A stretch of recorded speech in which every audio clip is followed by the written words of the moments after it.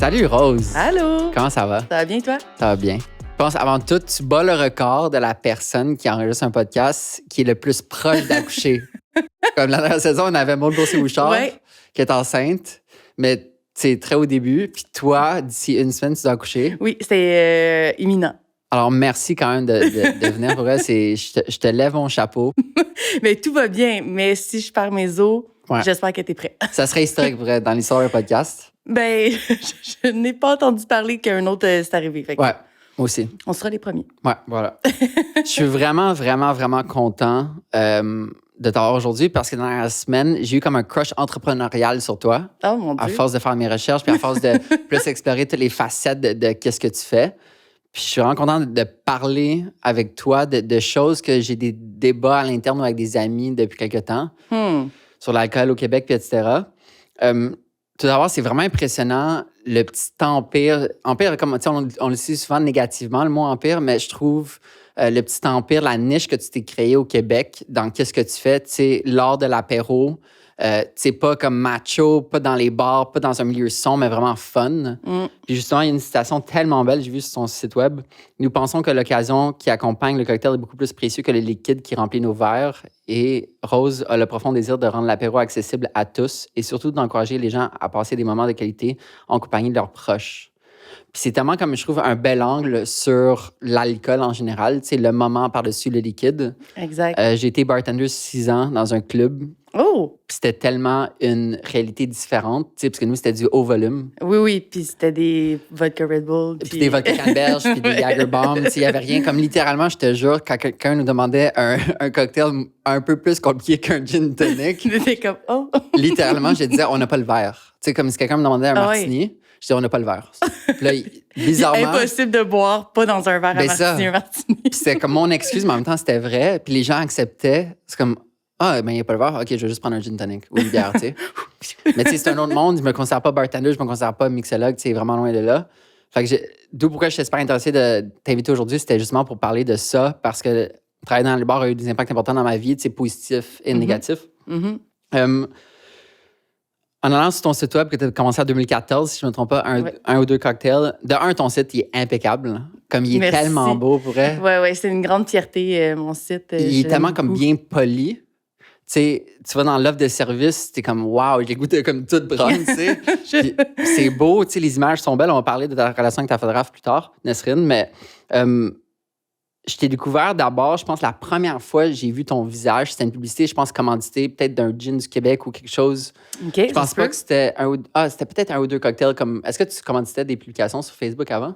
Oui, ça m'arrive, fait que peut-être que... Alors, peut-être ça, que comme tu faisais quelque chose. Puis après, Maud Boursier-Bouchard, je pense qu'elle t'a invité à son cours de création éditoriale à l'UQAM, ça se peut-tu? Oui. Puis moi, j'étais juste après toi. OK. Fait qu'elle m'a montré ton PowerPoint juste en référence. Ah, OK, mon Dieu, mon beau design PowerPoint. Exact. Fait que c'est à cause de Maud que je t'ai découvert après. Puis après, depuis la pandémie, je consomme quasiment juste des alcools québécois. Alors, évidemment, tout s'enligne là-dedans. Tu sais, ton livre, Boire le Québec, que j'ai dévoré dans la dernière semaine. Puis, évidemment, il y a le livre, mais là, depuis récemment, il y a Amour liquide qu'on va reparler, qui est absolument phénoménal. Fait que, en gros, juste pour résumer pour les gens, tu as ton site web, un ou deux cocktails. Tu as ta chaîne YouTube, que tu mets aussi beaucoup d'efforts. Puis, après, je respecte tellement tes efforts parce que c'est difficile. C'est difficile. La vidéo, ça prend beaucoup de temps. Ça prend beaucoup d'habileté. J'étais YouTuber il y a longtemps pour des vidéos, puis tu sais, j'ai fait comme 1000 vidéos, puis je sais à quel point c'est long faire du montage, puis tu sais, toute la subtilité, se filmer, en plus, t'es devant et derrière la caméra, ça. Oui, tout à fait. Alors, tout ça, c'est vraiment spécial. Puis, t'as sorti 2 livres déjà. Ouais. Quand je suis allé à la librairie chercher ce livre, je suis arrivé devant les 2 livres, puis je savais pas quel choisir. Comment tu réorienterais ou comment tu orienterais les gens à savoir quelqu'un? Ouais. Ben c'est sûr que moi, tu sais, quand tu fais un deuxième, tu as la chance d'aller peaufiner qu'est-ce que tu as fait dans ton premier. Fait que c'est sûr que moi, j'aime beaucoup le deuxième à cause de ça. Je trouve que les textes, le premier, on se concentrait vraiment sur des portraits de producteurs. Fait que on est allé rencontrer des distillateurs, des gens qui font des produits qu'on utilise dans le cocktail. Puis ça, c'était les textes qui accompagnaient les recettes du livre. Dans le deuxième, c'est des contenus sur les alcools. Parce que qu'est-ce que j'ai réalisé, c'est que c'est bien beau en parler, mais finalement, les gens, on sait vraiment c'est quoi la différence entre un whisky rye, un bourbon. Est-ce qu'on sait tout ce qu'on peut faire avec une vodka. Donc, le but, c'était vraiment d'en donner plus d'informations qui est quand même snackable. Là. C'est pas de l'information, c'est pas une bible. Encyclopédique, ouais. Exactement. Mais de la petite information pour nous donner des idées de quoi faire avec notre alcool. Puis aussi des petits sujets de conversation à l'apéro, genre. Tu sais, savais-tu que blablabla, blablabla. Fait que... puis sinon, au niveau des recettes, il va être un petit peu plus de recettes dans le deuxième, mais ça reste quand même la même idée. C'est des recettes 100% québécoises, donc que des produits locaux. Puis moi, je trouve que dans le deuxième, il y a un peu plus... Je me suis fiée à ce que je sais qui avait bien fonctionné dans le premier, les recettes qui avaient bien été appréciées par le public. Puis j'ai opté un peu plus pour ces recettes-là. Donc, mais les deux... Parce qu'on dirait, les deux font la paire. on dirait que celui-ci, Boire le Québec, il a été fait en premier dans le sens où, vu que justement, tu dis que la base, tu sais, comment sentir un alcool fort, tu sais, c'est tellement quelque chose que je savais pas qu'il fallait pas, tu sais, brasser pour l'éthanol. Alors, on dirait que c'était l'inverse. Moi, pour elle, j'ai littéralement choisi celle-là parce que j'ai pas regardé les années quand je l'ai acheté. Je pensais que c'était celle-là en premier. Ben, tu vois, mais ça fait du sens, ouais. Ça fait du sens de parler des alcools puis ensuite parler des producteurs. Moi, j'avais fait l'inverse. Mais tu sais, les deux se complètent bien aussi, là. Fait que, puis, ce qui est le fun aussi dans le deuxième, c'est que comme c'est, tu sais, si je me trompe pas, le premier, c'est 2019, puis l'autre, c'est 2021. Il y a beaucoup plus de choix en alcool en 2021, en alcool québécois.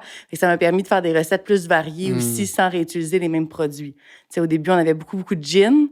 On a fait beaucoup de recettes de gin. Mais dans le deuxième, là, il y avait toutes les liqueurs qui ont explosé. Il y avait beaucoup plus de choix. Donc, ça varie aussi. Puis, by the way, Jean-François Proulx, Balistique, a designé ça. C'est lui qui a designé mon premier livre. Je sais. No way. Oui. Parce que quand je les ai approchés, j'avais regardé qu'est-ce qu'ils faisaient, puis je savais que... Ah ouais? Ouais. Puis c'est toi qui as choisi la direction artistique, comme c'est toi qui as choisi Balistique? Oui, j'ai contribué parce que dans le fond, avec KO, la maison d'édition avec laquelle je travaille, ils n'ont pas de designer à l'interne. Tout le monde fait affaire avec une boîte différente.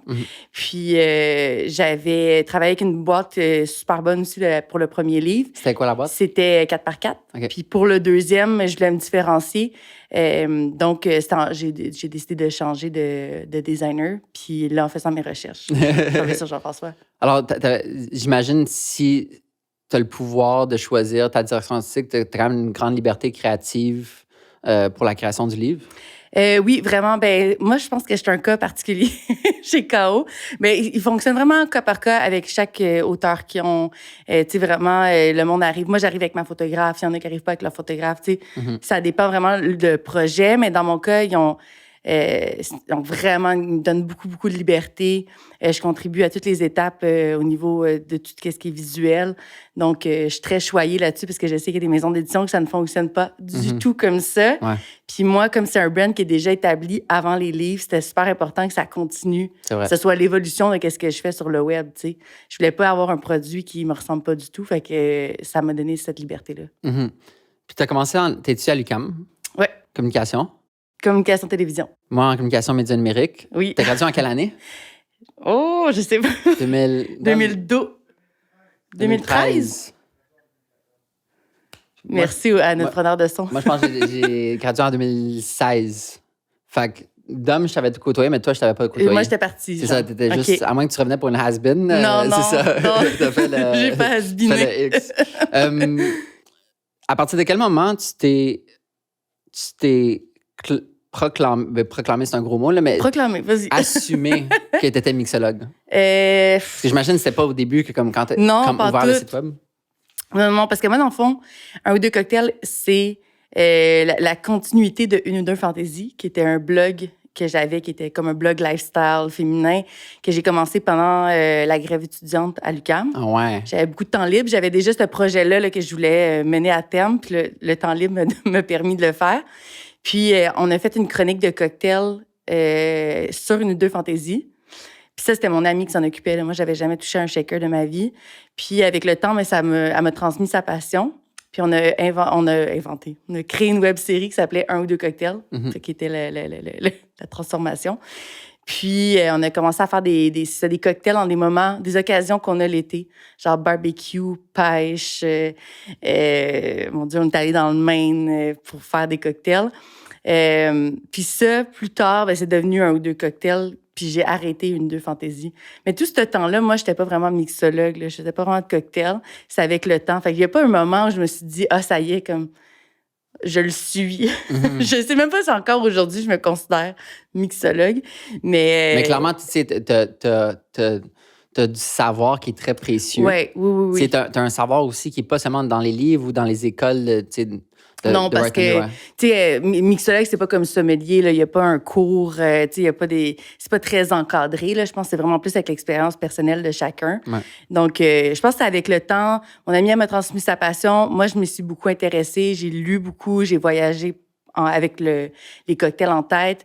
Puis, avec le temps, ben, tu te dis, bon, ben, je pense que je suis capable de voler mes propres ailes. C'est quoi ton premier souvenir d'un cocktail ou d'un apéro? Oh my God. Mettons, si tu enlèves comme les brosses de secondaire, dans le sens où, tu sais, pas une brosse, mais vraiment un apéro, un moment de qualité. Un moment de qualité cocktail. Et mon Dieu, J'essaie de penser à te poser la question, mais je suis quand même ben, pas... c'est que je me suis jamais fait poser la question. Je trouve que c'est une bonne question. Mais il y a une fois... Ah oui, je me souviens, il y avait comme un festival à Montréal. Puis je suis allée dans un bar, je crois que c'était au 4e mur. Puis Ouais. j'avais fait comme, oh my God, OK, il y a vraiment, tu sais, une culture Ouais, cocktail. une culture underground quasiment. Ouais, c'est ça. Tu sais, là, c'était la mode du début des speakeasy et tout. Puis je sais que ça m'avait quand même un peu marqué là, de vivre cette expérience-là à Montréal. Je sais pas qu'est-ce que j'avais bu, mais je sais que ça l'a fait un petit déclic quand même. Puis on en a parlé brièvement, là, mais ta photographe, Oui. c'est vraiment comme... Non seulement le contenu est bon, mais le contenant aussi est beau. Puis on dirait que tu as une relation loyale avec Nesrine. Oui. Comment ça s'est développé, cette relation au fil du temps? Puis comment elle est rendue aujourd'hui? Et ça, je pense que c'est tellement précieux pour moi, là, une relation comme ça, là, parce que ça permet de faire tellement des beaux projets. Mais Nesrine, en fait, on allait au secondaire ensemble. On n'était pas... Quelle école secondaire? Au Collège Laval. Non. OK. On n'était pas nécessairement des grandes amies. On se tenait pas ensemble, mais on se parlait. Puis elle étudiait en photo, notamment à Dawson. Puis elle m'avait demandé de participer à son projet en tant que mannequin. Alors, comme certains projets d'école qu'elle a eu. Puis comme ça, on a recommencé à communiquer, à se contacter et tout. Puis j'avais un contrat une fois pour 1 ou 2 cocktails, un des premiers contrats de contenu que j'ai eu. Je me suis dit, je pourrais lui demander de faire les photos. Fait qu'elle est venue faire les photos, puis après ça, ben, on n'a juste jamais arrêté. Puis quand on a fait le premier livre, je trouve que ça nous a aussi poussé plus loin dans notre relation. Oh, ouais, définitivement. Puis c'est comme faire un projet plus structurant que des photoshoots à gauche, à droite. Fait que, on est comme ça. Là, on me voit pas, mais on est liés. Mais on le sent, tu sais, on le sent dans l'identité visuelle, on le sent dans la qualité des images. Puis c'était en beau de voir une relation long terme. Tu sais, moi, j'ai des relations long terme avec, mettons, un rappeur que je photographie depuis 6 ans. Puis c'est tellement riche, c'est tellement profond, puis c'est tellement agréable. Puis de pas savoir aussi non plus où est-ce qu'on va aller ensemble, mais que ça va être formidable. Non, c'est ça. Tu sais, moi et Nesrine, on a comme un langage inventé. Là, quand on travaille ensemble, quand on photographie, on fait beaucoup de bruit. Mais les deux, on se comprend très bien. Tu sais, on est comme... Miam, miam. Puis on chante. Mais c'est comme... Moi, j'ai quelque chose dans ma tête. Puis je le verbalise plus ou moins avec Nesrine, puis elle est capable de vraiment mettre en image ce que moi j'avais dans ma tête. T'sais. Puis ça, c'est extrêmement précieux parce que toutes les photos des 2 livres, chaque photo est dans un cadre différent, dans un décor différent. Il y a beaucoup, la liste de lieux. Des lieux là, à la fin. Ouais, il y a beaucoup trop de lieux pour un simple livre, mais pour moi, c'est important que la couleur du drink fit avec la couleur du sofa en arrière, puis la couleur de... Fait que quand on arrive dans le lieu, elle comprend où est-ce que je m'en allais. Puis après ça, elle trouve l'angle pour que ça soit parfait. Puis là, à chaque fois, je suis comme, oh my God, c'est ça que j'avais en tête. Puis c'est quoi pour toi une bonne photo de cocktail?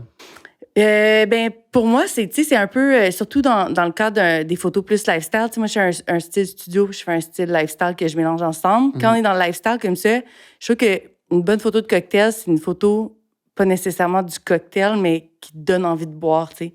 Fait que c'est l'ambiance, c'est les couleurs, c'est une émotion. Puis là, c'est peut-être poussé de dire qu'un cocktail peut te donner une émotion. Je pense que oui. On peut, tu sais. On va dire. Comme je pense à une photo dans mon livre où que je tiens comme un rack avec des cocktails. On les voit même pas tant que ça, les cocktails, mais on est comme, oh mon Dieu, je suis dans un jardin d'été, j'ai envie de boire une slotch. Oh my God, c'est ça que je veux.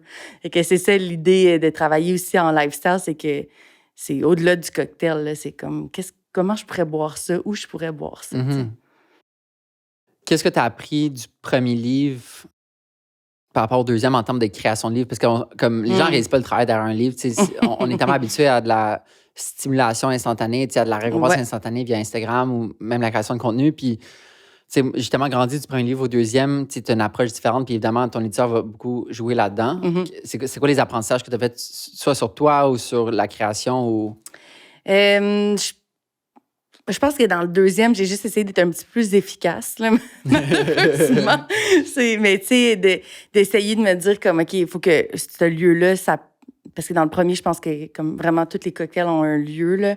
Dans le deuxième, j'étais comme, OK, on va prendre un chalet, puis on va en faire 5, 6 dans ce chalet-là pour aussi resserrer un peu l'univers visuel, là, sans qu'on répète des plans, juste de resserrer un petit peu. Puis j'ai laissé aussi... Vu que ma relation avec Nesrine est encore plus établie, on a travaillé davantage ensemble pour la DA. Tu sais, dans le premier, c'était plus moi puis le co-auteur, le Maxime. Ouais. Mais dans le deuxième, j'ai vraiment plus travaillé avec Nesrine en amont, là, avant les shoots. Puis est-ce que tu as encore beaucoup d'idées de livres futurs ou... Ouais, est-ce que tu as encore une curiosité d'explorer dans le monde de l'édition? Oui, j'aimerais ça continuer. Mais je pense que là, pour en avoir fait 2 quand même assez collés là, en 2 ans, je pense que ça vaut la peine que je prenne une pause, non seulement pour faire arriver avec quelque chose de quand même différent. Là, les deux se ressemblent, ils sont différents à mon sens, mais ils sont dans le même univers. De laisser passer un peu de temps, de laisser aussi les spiritueux québécois se placer, puis que ce milieu-là change pour revenir avec une autre offre. Est-ce que je ne sais pas si ça serait une offre 100% québécoise la prochaine fois, mais je voudrais quand même voir une évolution dans le marché avant de reproposer un autre livre de cocktail. Puis, c'est quoi que tu as le plus aimé de la publication? Est-ce que c'est des commentaires que tu as reçus? Est-ce que c'est juste le rêve de faire un livre? C'est quoi qui est comme wow, OK, ça m'a donné beaucoup d'émotions positives. Bien, qu'est-ce qui est le fun en travaillant sur un livre, surtout quand tu es un enfant du web, c'est d'avoir un objet tangible, un projet que dans plusieurs années, je vais pouvoir ouvrir puis avoir comme vraiment une perspective sur mon travail. Je vais pouvoir ouvrir mon site, mais tout évolue tout le temps. Puis un compte Instagram, on s'en fout un petit peu aussi à la fin de la journée. Mais un livre, c'est que tu reviens dans le passé, puis tu regardes vraiment, ça, c'était à la mode, ça, c'était mon idée dans ce temps-là, c'est ça que j'ai voulu partager. T'sais, moi, j'ai plein de coffee table books à la maison, là, je suis vraiment fan. La plupart, je les ai pas lus, je les achète pas pour les lire, mais on voit mes passions évoluer à travers les sujets de livres que j'achète et tout, puis je trouve ça vraiment cool. Fait que je me dis, maintenant, j'ai en plus les miens à travers toute cette collection-là. Fait que c'est ce que je trouve le plus gratifiant avec les livres. Ça aussi est tellement agréable. Je suis allée cette semaine, en revenant d'un road trip, je suis allée à l'île d'Orléans chez Mona et Filles. Ouais. Incroyable comme endroit, by the way. J'adore. De où ça sort, cette place-là? Je suis comme arrivée, je suis comme l'architecture, le vibe, l'île d'Orléans. Ben là, t'es allé l'hiver en plus. Non, je suis allée l'été. Ah, l'été, OK. Ouais. Non, mais c'est ça, le coucher de soleil incroyable. Non. Puis le fait que tu rentres, mais t'es à l'extérieur, mais t'es à l'intérieur, dans la même architecture. Puis je me souviens, le premier endroit que j'ai vu le livre, c'était là. Ouais. Fait que ça doit tellement être... Ouais, exact. Ça doit tellement être palpitant aussi d'avoir une relation de respect. Oui, ben ça, c'est sûr qu'avec le premier, vu qu'il y a encore plus de producteurs mis de l'avant, ces rencontres-là, c'est tellement... tu vois, j'ai oublié d'en parler, mais c'est les rencontres avec les producteurs, c'est tellement stimulant de rencontrer des gens qui, même si c'est pas du tout le même univers que moi, c'est des gens qui sont aussi passionnés que moi. Fait que, tu sais, les échanges, tu sors de là, t'es complètement nourri. Puis effectivement, dans le futur, après, ben, tu recollabores avec ces gens-là. Puis tu développes des relations à long terme. Fait que ça, c'est un rêve. Là. Comment ça s'est fait, la création du premier, en termes de charge de travail avec le co-auteur, mais également comme pour aller rencontrer ces gens-là? On les avait choisis. Le premier livre, les chapitres étaient divisés par saison. Fait qu'on avait orienté les producteurs en fonction des saisons, soit selon qu'est-ce qu'ils cultivent ou qu'est-ce qu'ils projettent. Puis après ça, c'est sûr que quand les gens ont tout embarqué, quand on les a approchés, il n'y a personne qui nous a dit non. Là, mais on a quand même fait la route jusqu'en Gaspésie, jusqu'à Rimouski, Fermeneuve et tout. Mais c'était comme la partie la plus fun. Fait que même si tu fais de la route, t'es comme, c'est vraiment hot. Là. On s'en va en road trip pour rencontrer du monde puis boire des bons verres. Là. Puis vous étiez tout le temps les deux? On était les 3, ouais. Ah, avec Nesrine aussi? Avec Nesrine aussi. OK. Ouais. Ça s'est tiré sur combien de temps, ça? J'ai commencé un peu avant d'avoir un accord d'un éditeur. Fait que je te dirais peut-être en tout et partout, là, avec l'impression, peut-être 1 an et demi, 2 ans. OK. Puis le deuxième, je l'ai fait en 1 an, le maximum. Un peu moins qu'1 an. OK. Parlons de la rencontre avec l'éducateur parce que je me suis claqué ici comme nulle part ailleurs dans la dernière semaine. Donc, Tu m'as beaucoup vu dans la dernière semaine. J'ai beaucoup. Bref, puis Dom, qui est le preneur de son ici présent, et aussi dedans. Puis c'est fou parce qu'il y a une shot, quand je prends ce premier épisode, il y a une shot qu'on voit Dom une fraction de seconde. Je suis comme, Dom! C'est Dom! Puis qu'il avait dit qu'il te connaissait, mais il m'avait pas dit de où. Fait que là, je l'ai vu. Le tessu. Ouais. Mais c'était tellement un beau projet. D'un, c'est visuellement super beau. Tu sais, j'adore la colo, j'adore les prises de vue. J'aime le concept que.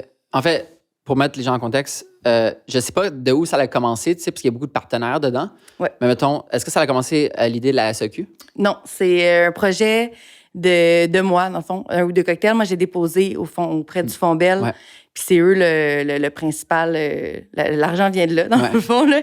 Eux autres, ils investissent dans des projets de séries numériques. Ouais. Puis c'est rare qu'ils le font pour des producteurs indépendants qui vont le mettre sur leur propre plateforme.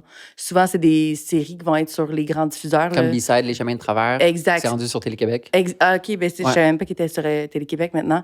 Mais fait que moi, ils ont accordé que ce soit sur ma plateforme vu qu'elle est assez complète. Il y avait déjà une offre vidéo et tout. Ouais. Donc, après ça, je suis allée voir la SAQ pour les avoir comme présentateur officiel parce que je trouvais, bon, ben c'est sûr que ça cadrait assez bien avec leur mandat là, de faire la promo des producteurs québécois. Puis c'était, tu sais, un peu l'idée du premier livre, là, de faire rayonner les producteurs locaux, transposer en série, puis de m'arrêter au distillateur seulement. Fait qu'il n'y a pas de vin, il n'y a pas de cidre, il n'y a rien. C'était vraiment mettre en évidence ces producteurs-là, puis de parler un peu plus des alcools en profondeur, parce que souvent, on va s'arrêter à la bouteille, on va s'arrêter au design, on va s'arrêter aux principaux ingrédients, mais les gens qui sont derrière, leur histoire, pourquoi ils font telle façon, on ne le sait pas vraiment. Ouais. Puis d'aller sur le terrain, c'est ça qui est fun, c'est que tu vas rencontrer les gens sur la ferme ou sur où est-ce qu'ils font leur alcool. Puis à la fin, tu proposes un cocktail inspiré de leur alcool que t'amènes pour vraiment retourner à ton essence, ta mission du moment de l'apéro, puis t'amener ta petite touche. Ouais. Puis je trouve ça fun que justement, c'est une communication bidirectionnelle dans le format de l'émission, on va appeler ça comme ça. Puis c'est tellement rafraîchissant. Il y a Meno, il y a Charles Voyou, il y a Subversif, il y a Circa, il y a Gin Saint-Laurent. Puis c'est tellement palpitant. Puis ça devait aussi être tellement fun de retourner les voir après l'apéro au Québec, d'approfondir cette relation. Puis c'est pas seulement ils t'ouvrent la porte une première fois, puis la première interaction humaine, mais c'est également l'approfondissement d'une relation. Oui, il y en a 2 ou 3 qui étaient aussi dans l'apéro au Québec. La Société secrète du Distillerie du Saint-Laurent, puis Circa. Donc, effectivement, c'est vraiment le fun de voir leur évolution à travers le temps. Puis, tu sais, voir des projets dont tu m'avais parlé comme 2 ans plus tôt se concrétiser. Tu sais, la distillerie du Saint-Laurent, c'est fou, mais il était dans un quartier industriel à Rimouski, genre... Là, ils dominent le bord de l'eau. Bancal, là, c'est ça. Ils sont rendus comme la plus belle distillerie au Québec, sur le bord à la Pointe-au-Père et tout, avec, tu sais, des barils de whisky. Je pense qu'au début, on avait comme quelques-uns en bas de 100, puis ils en ont comme plus qu'une centaine. Puis ils ont vraiment concrétisé ce projet-là. Donc, c'est vraiment le fun de, effectivement, pouvoir comme non seulement développer des relations, mais pouvoir aussi en approfondir. Là. Puis vous avez fait ces tournages-là back-to-back? On a divisé, c'était 8 épisodes, donc on a divisé en 3 voyages, là, si je peux dire. Là. On a fait comme les 2 côtés du fleuve. Puis Montréal, Montréal-Sorel. Parce que le parallèle que je peux faire, c'est que quand j'ai publié Travailleurs, il y a 2 ans, le Fonds des travailleurs du Québec, la FTQ m'a approché pour faire quasiment... Comme on dirait que ton projet a commencé de manière différente, avec l'application pour une bourse du Fonds Bell. Mais j'ai un peu fait la même chose. Je suis allé à la rencontre des travailleurs du Québec. Mais en fait, je le suis toujours en train de le faire. Mais c'est tellement palpitant d'avoir commencé son projet personnel, puis là, de se faire reconnaître par des institutions, par des fonds qui nous permettent d'aller encore plus en profondeur. C'est tellement excitant, justement, d'avoir les moyens d'aller à nos ambitions. Fait, comment tu t'es senti comme de pouvoir appliquer ta vision de cocktail, ta vision de 2014? Comment tu t'es senti de faire une série comme ça? Mais honnêtement, c'était vraiment une concrétisation parce que comme on le sait maintenant, j'étudie en télé. Fait que moi, à la base, c'était toujours de faire des projets vidéo. Mais les projets vidéo, c'est ceux-là qui coûtent le plus cher, c'est ceux-là qui demandent le plus de ressources. Fait que même si tu peux faire de la vidéo sur TikTok et compagnie, si tu veux développer, il faut que tu aies de l'argent. Puis pour avoir de l'argent, il faut que tu convainques des gens. Pour convaincre des gens, il faut que tu aies déjà une base de travail de fait. Fait que, tu sais, c'est long. Puis ça m'a pris du temps à arriver là. Puis je voulais pas le faire d'une façon broche à foin non plus. C'est pas mon style. Fait que de pouvoir avoir le moyen de mes ambitions, c'était comme vraiment, vraiment un rêve. Puis de pouvoir le faire avec la même équipe avec laquelle j'avais fait mes premières capsules. Oh, wow. Tu sais, les premières capsules dont je te parle, qui s'appelaient 1 ou 2 cocktails, ben Dom était là. Let's go, Dom! Shout-out à Dom! Tu sais, les gars de production Bien Joué avec qui je travaille, c'était eux qui étaient là. Puis tu sais, à l'époque, ils l'avaient fait gratuitement, là, ce monde-là. Fait que c'est comme, non seulement c'était une façon de revenir aux sources, mais aussi de faire comme, hey, j'ai pas oublié là, que back in the days, on l'a fait ensemble. Fait que c'était vraiment hot de pouvoir concrétiser cette idée-là, puis aussi de le faire avec la base, la source. Puis je trouve ça tellement fun dans notre monde culturel de communication médiatique de grandir en parallèle avec des personnes puis que nos chemins se rejoignent. Tu sais, je trouve l'UQAM puis le bac en com, c'est tellement fabuleux pour ça. Tu sais, Maude, tu sais, moi, j'étais au secondaire avec Maude, puis après, en com, tu sais, juste tu sais, Dom, je l'avais vu, mais je l'avais, tu sais, jamais collaboré avec lui. Puis là, on est rendu aujourd'hui à faire ce projet-ci, que là, on est les trois dessus. Tu sais, je trouve ça fou, puis je trouve ça tellement beau. Puis, comme on dirait que c'est juste le début, c'est ça qui est fun, tu sais. Ben c'est vrai. Puis, je me souviens que quand on était à l'UQAM, c'était quelque chose qu'on entendait, là, de se dire, c'est pas nécessairement, oui, qu'est-ce qu'on apprend, mais c'est surtout le réseau de contacts qu'on se fait. Puis, effectivement, moi, je peux pas l'enlever, là, je retravaille régulièrement avec des gens qui sont allés en com à l'UQAM, puis c'est super le fun parce qu'on a comme, j'ai l'impression qu'on a appris les choses d'une façon qui fait en sorte que ça nous a modelé d'une façon très collaborative, là, à l'UQAM, là. Fait que c'est ça, on y choisit quand même, là. Malgré toutes les tâches que tu fais, c'est quoi là, comme la tâche qui fait le plus triper? Si tu es devant la caméra, si tu es derrière, si tu pensais, si tu menais une entreprise? Les tâches. En tout cas, c'est certainement pas la comptabilité. Je crois... Ben moi, j'aime beaucoup être devant la caméra, ça, c'est sûr. D'où l'idée aussi de travailler sur mon propre projet. Je peux me mettre de l'avant, faire ce que je veux. Mais sinon, c'est l'aspect création. Fait que autant développer les projets comme l'idée de base, mais tout ce qui est création visuelle aussi. T'sais, moi, je fais la DA puis le stylisme de toutes les photoshoots que je fais. Puis ça me nourrit vraiment. Là. J'aime vraiment ça, faire ça dans la vie. Fait que d'avoir la possibilité de faire tout ça à travers les tâches qui sont moins le fun, ça fait oublier qu'est-ce qui est moins le fun. Ouais. Puis je peux m'amuser là, à bien développer ce que j'aime. Est-ce que tu prends des moments de recul pour un peu comme établir ta vision, dans le sens où comment tu sais vers où tu veux aller? Je prends pas de moment de recul pour établir ma vision. Je fais pas de mood board. Ben, tu sais, moi, je trouve que la création, c'est comme un travail constant.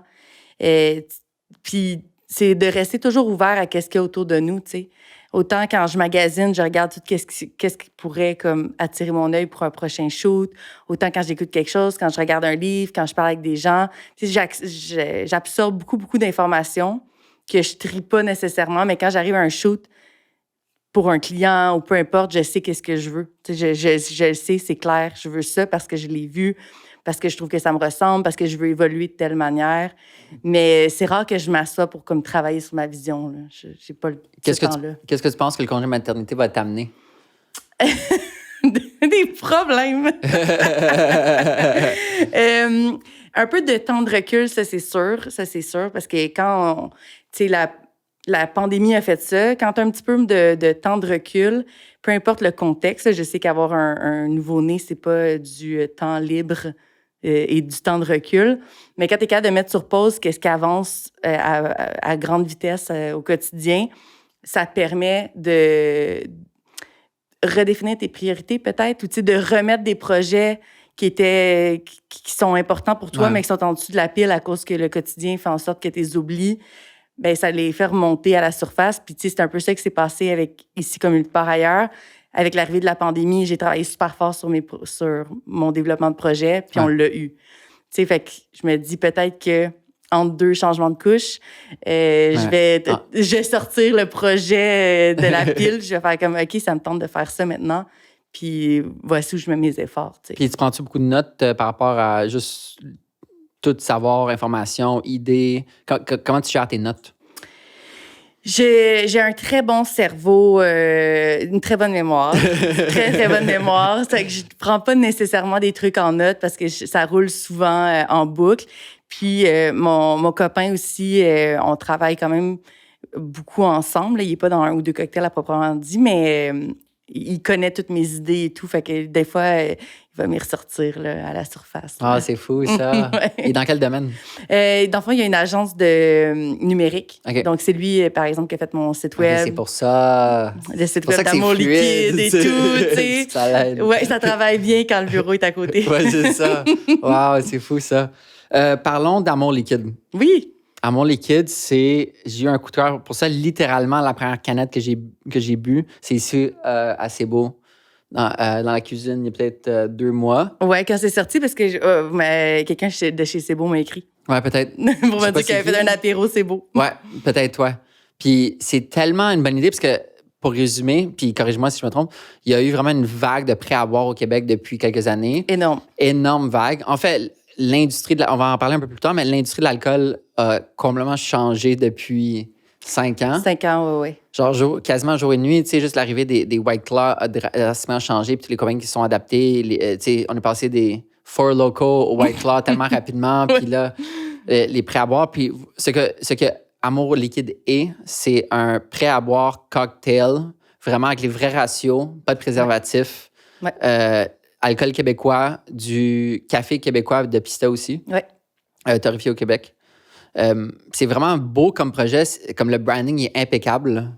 Le branding est très cool. Le branding est très, très cool. Tu sais, je suis allé sur le site web, c'est très, très cool. Nous, pendant le temps des fêtes, j'ai fait du ski de randonnée alpine avec des amis. Oui. Puis je pense qu'elles m'ont dit qu'elles ont fait comme 4 SAQ pour en trouver. Ils ne trouvaient pas. Ouais. C'est un beau problème, là. C'est un beau problème, mais c'est fatigant un petit peu. Oui, c'est ça. Mais aussi, en même temps, on est au début. C'est quand vous l'avez lancé? On a lancé ça à la mi-novembre. Donc, puis ça a quand même explosé. C'était le temps des fêtes aussi. Ouais. On a envoyé... je pense que dès qu'on a envoyé notre première commande, on a envoyé la deuxième. Puis juste avant Noël, on a envoyé une troisième. Puis c'est elle que...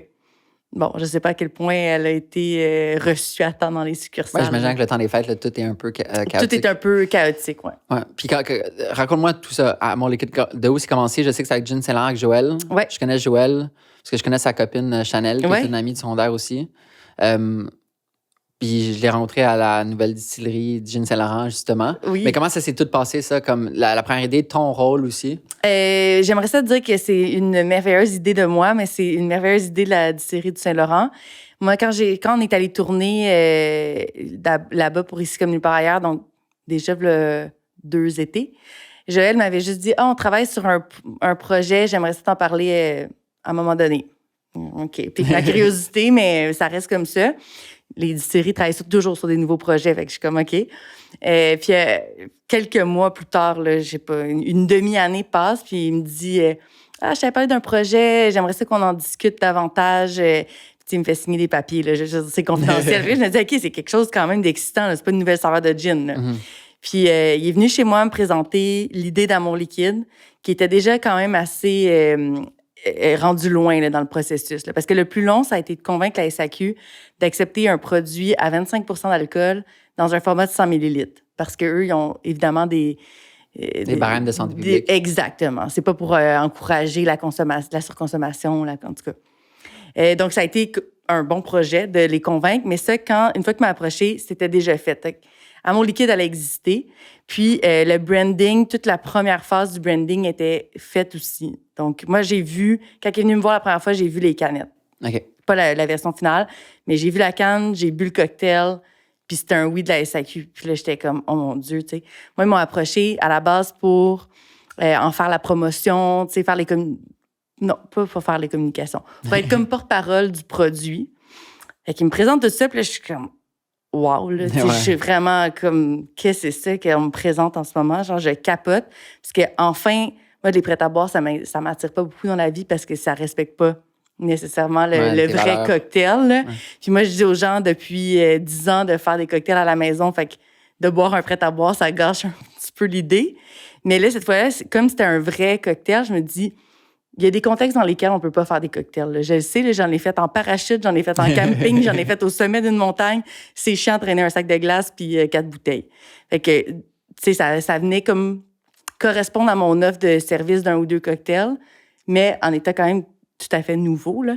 Donc, fait qu'il est parti avec ça. Puis là, l'idée, OK, porte-parole, faire la campagne de lancement avec eux. Puis là, je pense, puis là, je suis comme, hey, moi, je veux embarquer là-dedans. Là. Je veux dire, je veux que ça soit à moi. Là, Tu savais direct que c'était comme un $1 million idea? Ben, pour vrai, oui. Puis j'étais comme, ce qu'il me demande de faire, c'est d'en parler avec comme l'émotion que ce soit à moi. Puis si c'est pas à moi, je pourrais pas le faire, tu sais. Je pourrais pas faire à semblant que c'est à moi. Là, j'ai rappelé puis j'ai dit, hey, tu sais, est-ce que vous auriez pensé à comme peut-être me laisser rentrer là-dedans? Puis il m'a dit, ben je suis vraiment content que tu me proposes ça parce que c'était ça qu'on avait en tête. Mais je voulais pas t'approcher. Je voulais que ça vienne de toi, dans le fond. Oh, wow. Et que j'étais comme, wow, ça c'est bien connaître mon cerveau, Joël. Donc après ça, on a discuté et tout, puis on s'est entendu là-dessus. Puis après ça, ben on a commencé. Puis comment ton rôle s'est concrétisé à partir de ce moment-là? Ben moi, c'est l'offre que je leur ai faite, c'était de justement de m'occuper des communications, de tout ce qui est image de marque à travers le temps aussi, là, pas juste le lancement, mais comment qu'on la déploie et tout. Puis, c'est ça, participer vraiment au succès de la marque. Fait que ça s'est développé comme ça, puis là, on est là. Puis comment qu'on se voit, comment voulez-vous que ça grandisse? Ben c'est ça, c'est difficile. On est comme limité à comment ça peut grandir, cette marque-là, parce que ça reste un produit alcoolisé qui, dans le secteur qu'on est à la SAQ, tu sais, au Québec, c'est la SAQ, donc t'es comme beaucoup paramétré, si on veut. Mais c'est sûr qu'on voudrait exporter, on voudrait agrandir la gamme aussi. Est-ce qu'on pourrait aussi changer la gamme en fonction de la saison? Oh. Donc, tu sais, c'est toutes des idées qu'on a à long terme. Puis d'en faire aussi un brand un peu plus lifestyle que juste l'alcool, parce que je pense qu'avec l'image de marque qu'on a, on peut faire plus. Mais c'est pas nécessairement de s'étendre puis de faire plein de produits à mon liquide. Je pense qu'on veut vraiment rester des cocktails de poche, 25% d'alcool, puis de faire des vrais bons produits. Ouais. Tu sais. C'est juste le fait que vous amenez Pista, tu sais, que c'est pas juste du café que vous prenez ou, tu sais, non, c'est ça. Ben, les collaborations étaient importantes parce que, justement, comme on est les premiers de ce type de produit-là, on voulait être québécois. On n'est pas 100% québécois. Il y a des produits qui sont italiens, notamment la liqueur espresso puis le bitter. Mais d'offrir un vrai bon produit puis de collaborer à faire rayonner d'autres distilleries. Parce que sinon, Distillerie de Saint-Laurent aurait sorti ses canettes de prêt à boire. Ça leur a été that's it. Mais là, en faisant travailler plein de monde, puis en faisant découvrir des alcools ou des produits comme le café qui sont québécois, je trouve que tout le monde y gagne, tu sais. Puis à quoi attribues-tu le succès à date de Amour Liquide? Je crois l'effet de nouveauté qui répond à une vraie demande. Tu sais, les gens, ils veulent un cocktail prêt à boire. Ils veulent juste pas boire un cocktail sucré à 7% d'alcool. Fait que, tu sais, c'était comme tout. Tu as parlé justement en ski de randonnée, c'est parfait. C'est parfait pour être dans une poche de manteau d'hiver. C'est dangereux. En plus, ça gèle pas. Ouais, c'est ça. Fait que, non, mais tu sais, je trouve que ça répond à plein de besoins. On a-tu vraiment besoin de voir? Mais plein de contextes dans lesquels ce serait vraiment le fun de boire un cocktail. Ce serait le fun de boire un cocktail de qualité. Tu sais, quelque chose de qualitatif. On est tanné là, des produits chipettes. Là. Donc, ça c'est comme une réponse à cette demande-là. Puis aussi, je pense qu'au niveau du branding, on a réussi à se démarquer avec le format, avec le logo et tout, puis à attirer l'œil. Là. Ouais. Puis on dirait, tu sais, juste... Tu sais, c'est brut, c'est petit. Juste les mots cocktail de poche, j'aime tellement ça. Puis ça résume qu'est-ce que c'est. Ça résume. Puis pour elle, c'est tellement un beau produit. Puis pour elle, j'admire la vision de Joël de l'avoir rencontré comme une ou deux fois. Je voulais justement en parler. Joël, il a fait une demande pour l'appellation contrôlée lacérum. Oui. Tu sais, on dirait de qu'est-ce que tu me racontes maintenant, puis de qu'est-ce que Joël m'a dit, de le voir aller, tu sais, de la passion profonde, non seulement pour être un entrepreneur, mais aussi pour le milieu de l'alcool au Québec. Tu sais. Il veut protéger, juste pour expliquer, là, lacérum, c'est l'eau de vie, le spiritueux de l'eau d'érable. Ouais, à base d'érable. À base d'érable, fait que c'est pas une crème d'érable, c'est Ni pas un un sortilège. whisky aromatisé à C'est ça. l'érable, c'est vraiment. Fait que c'est vraiment un alcool fort. Ouais, ouais. En fait, que j'ai jamais goûté. Puis je pense pour C'est vrai, vrai? après ce podcast, je vais aller m'acheter une bouteille. J'aurais pu t'en amener une. Parce que littéralement, quand vous en avez parlé pendant ici comme nulle part ailleurs, Ouais. je suis comme, ah merde, pourquoi j'ai jamais goûté à ça? Ben, il y en a pas beaucoup. Tu sais, on le connaît pas, ce produit-là. Fait que c'est sûr que faut que t'en aies, tu sais, déjà, faut que t'en aies entendu parler, là. Mais t'as raison, Joël, j'y lève mon chapeau 1000 fois parce que c'est quelqu'un qui a des, les valeurs à la bonne place, là, mais qui travaille vraiment dans le sens de ses valeurs, puis qui, tu sais, c'est pas ce qui va lui rapporter le plus, là, de travailler à ce que la sérum soit une appellation contrôlée, mais pourtant, il met autant d'efforts que dans des projets qui sont 100% distillés du Saint-Laurent. Fait que je pense que c'est quelqu'un qui croit beaucoup en ce que les choses soient bien faites, puis les met en application. Puis d'ailleurs, je suis extrêmement contente que c'est lui qui ait pensé à un cocktail à 25% d'alcool en 100 ml parce qu'il est super bien fait, le cocktail, tu sais. Si cette idée-là avait tombé dans les mains de quelqu'un d'autre, est-ce qu'on serait avec un produit aussi qualitatif? Je sais pas. Mais d'ailleurs, si quelqu'un d'autre était venu me voir avec cette idée-là, même si l'idée est bonne, ça veut pas dire que j'aurais dit oui. Là, j'étais juste comme, oh wow. Les personnes derrière sont tellement bonnes que oui, je veux m'associer à eux. Ben, si j'avais une critique, puis je donne cette critique avec tout l'amour du monde, parce que je veux vraiment que le produit est loin. Puis en plus, c'est une science qui n'est même pas comme. Vous êtes même, on dirait, vous n'êtes pas directement responsable, mais vous êtes indirectement responsable. Tu sais, c'est grave, là, mais quand tu ouvres une canette de Red Bull, tu sais, le clic, il est différent. Puis je trouve la première ouverture de la première moitié d'une canette est facile la première, mais après la deuxième. Faut pas que ça se splash. Exact, c'est ça. Fait qu'on dirait que c'est juste comme la science de la canette. Mais il y a des petites canettes comme ça qui existent aux États-Unis, puis c'est une ouverture un peu plus comme une canette de Coke ou de Red Bull là, que tu peux boire. Ah ouais. Mais ça, par contre, ça l'incite plus à la consommation. Comme un peu binge, là, parce que tu te dis, je finis le contenant. Versus comme quand tu l'ouvres au complet, tu vas la verser dans un verre. C'est un peu plus dans cette, dans cette lignée-là. Là, Puis aussi, qu'est-ce que ça fait, c'est que c'est 100% recyclable. Parce que sinon, ça serait pas la même matière. Mais ça, on rentre dans des détails de packaging. Là. Mais pour que ce soit... parce que des canettes comme ça va être comme 2 matières. Donc, si tu la mets dans le recyclage, ils vont pas séparer les matières. Je comprends. Nous, les matières sont séparées. Puis c'est-tu fait dans le Bas-Saint-Laurent?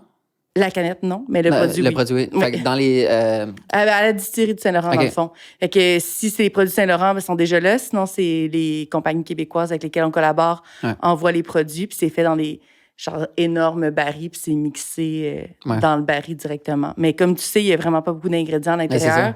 C'est la recette fidèle, mettons, au Negroni. Et après ça, elle est juste calibrée pour arriver à 25% d'alcool, puisque c'est la limite qu'on s'est fait imposer. C'est fou que le processus, disons, créatif entrepreneurial a commencé par convaincre la SEQ de la pertinence du produit, tu sais. C'est fou, hein? Je sais, c'est comme un peu plate. mais en même temps, je les comprends de poser la question, tu sais, je les comprends de se dire, bon, ben est-ce que c'est comme un genre de shot qui va faire en sorte que des jeunes vont en boire plein puis être malades, tu sais, c'est leur responsabilité. Mais après ça, quand tu découvres le produit, tu sais, un Negroni, moi, j'en buvais pas quand j'avais 16 ans. C'est pas un cocktail qui s'adresse à cette clientèle-là. C'est quand même 7 $ la canette, ce qui est pas cher, mais un 26 onces d'une mauvaise vodka, c'est moins cher. Là. Fait que, tu sais, ça rentre pas nécessairement dans une catégorie de jeunes consommateurs. C'est un peu plus pour une consommation mature. As-tu été au nouveau bâtiment de Gin Saint-Laurent? Oui. C'est tellement fun, hein? Oui, c'est une merveille. C'est incroyable. C'est vraiment, vraiment, vraiment super qu'est-ce qu'on fait. Ça prenait tellement ça à Rimouski. Là, j'étais allée à Rimouski dans le cadre du livre, puis il y avait rien. C'est comme super beau, c'est la Pointe-au-Père, mais il y avait rien. Il y a rien, il y a littéralement rien. Tu peux pas prendre un verre, tu peux pas t'étendre au soleil, il y a rien à faire. Puis là, ils sont arrivés avec ce bâtiment-là complètement... l'architecture est super magnifique, avec une offre de services de cocktail super, la boutique, les visites guidées et tout. Donc, non, ils ont réussi à construire quelque chose, je trouve, qui donne à la ville. Puis, Rimouski, c'est sur le chemin de la Gaspésie. Fait que c'est un attrait touristique super. Moi, littéralement, chaque fois que je vais en Gaspésie, je suis beaucoup sur la route depuis 2 ans, puis chaque fois que je reviens, j'arrête à Gin Saint-Laurent puis j'arrête à Tête d'Elmet. Ah ouais, hein, c'est ça. Ouais. Comme non négociable. Non, c'est ça. Puis la fromagerie des Basques pour un petit C'est sac vrai. de crottes. C'est vrai. En plus, j'ai une voiture électrique, fait qu'ils ont comme 4 bornes de recharge. Fait que c'est super pratique. Ils sont fermés pendant la fin de semaine du travail, si tu veux tout savoir. Là. Le lundi, ils sont fermés, puis ça fait beaucoup de trafic. Je l'ai vécu cette année. Ah ouais? Wow. Ouais. Puis je pense qu'il m'avait dit, Joël, que c'était, si je ne me trompe pas, le premier bâtiment, la première usine que Pierre Thibault dessine, l'architecte. Ah, ça se peut. Oui, ben Fait oui. que ça, c'est super fun, une première. Ouais. Puis justement, j'ai pas fait la visite guidée parce qu'elle n'était pas Non, c'était pas à ce fini. moment-là. Ouais, probablement Mais pas. tu sais, la passerelle par-dessus, de tout voir. C'est pour vrai, c'est sublime, c'est incroyable. Ben juste, c'est drôle parce que quand je suis arrivée sur la passerelle, j'ai fait un commentaire sur le plancher. C'est un plancher de béton par terre. Mais il est en tuile, en tout cas, il est particulier. J'ai dit, wow, beau plancher. Puis là, Jean-François, qui est le copropriétaire, il était content que je dise ça parce que c'est comme un plancher spécial à cause que, tu sais, faut pas qu'il y ait de contamination et tout. Mais là, c'est des tuiles. Là, il m'a parlé de son plancher pendant comme une demi-heure. J'étais là, OK. J'ai compris. Tout est pensé ici. Parlons de l'alcool au Québec. Parce que moi, mettons... mais en fait... Ouais. J'ai eu... Autant que travailler dans un bar, c'était formidable. C'était fun, c'était beau, mais ça a quand même eu des impacts négatifs sur ma santé. J'ai dû consulter une neurologue après. En fait, travailler de nuit, en même temps de faire bac à temps plein, en même temps, il y a plein de circonstances. En même temps de boire. C'est plein de choses en même temps. Puis même si ma carrière est photographe, c'est pas relié à l'alcool directement, mais je baigne dans le milieu culturel que le temps de l'alcool gratuit partout. Ouais. Pour moi, je trouve ça difficile de mettre mes limites. C'est sûr. Comment gères-tu tes limites? Ou, du moins, l'évolution historiquement de comment tu gères. Le mot évolution est important. Parce que c'est sûr que mon intérêt pour l'alcool est aussi venu du fait que j'aime ça. T'sais, j'aime autant boire que les moments sociaux qui sont créés avec l'alcool. J'ai eu des phases où j'ai beaucoup plus bu, mais rapidement, comme c'est devenu mon travail rapidement de faire ça, je me suis rendu compte que pour travailler, il faut que tu sois en forme. Là. Fait que, c'est ça. tu peux pas tout le temps t'arracher le soir puis aller travailler, essayer de travailler le lendemain, ça fonctionne pas ensemble. Puis dans le cadre aussi de la création de cocktails, c'est qu'à un moment donné, il y a une limite de ce que tu peux avaler dans ta journée sans avoir un impact. Ouais. Je peux pas, même si j'ai 12 cocktails à tester, je peux pas les faire les 12 en même temps. Comment je vais savoir la différence entre 0,5 et 0,25 onces de citron? C'est pas vrai que je vais la goûter. Là. Je suis pas meilleure que personne. Là, comme l'alcool a ses limites. Moi, je te dirais que ça va quand même vraiment bien parce que je suis raisonnable là-dedans. Mais c'est certain que quand j'étais plus dans la découverte, puis dans la recherche, puis j'allais dans les bars et tout, je suis pas sûre que mon rythme de vie était extrêmement sain. Mais tu vois, là, ça va super bien. Fait que, là, c'est sûr, je suis enceinte, je bois pas. Puis, mettons ta limite, est-ce que tu y vas au feeling ou tu y vas par le nombre de consommation? Ou par l'heure ou par... Je compte pas. Je pense que je me fais confiance. Je sais où est-ce que je déborde. Mais comme tout le monde, ça m'arrive encore de déborder. Là. Mais je crois que j'essaie juste de rester dans le raisonnable. J'essaie de penser parce que ça fait trop longtemps que j'ai pas sorti là, c'est ça. En buvant. Mais je me suis rendu compte, entre autres, avec la grossesse, que c'est sûr que je bois beaucoup. Je le vois parce que, tu sais, là, les soupers avec les bouteilles de vin, je suis comme, oh my God, mes amis boivent tellement lentement. Là, je m'en rends compte, là, tu sais, je suis comme, OK, les filles, ils boivent lentement. Genre, ça veut dire que moi, je serais comme 3 consommations plus vite qu'elles. Je suis comme, OK, ça m'a permis de me questionner, mais en même temps, comme je vois pas ça comme un problème, je suis à l'aise avec ça. Mais dans le passé, peut-être que j'ai été dépasser un peu les limites. Mais ça que je trouve fascinant, c'est que c'est ta job, tu sais, puis tu dois être sharp, tu sais, surtout pour faire de l'animation, je trouve, devant la caméra, tu sais, il faut que tu sois allumé, il faut que tu sois vite.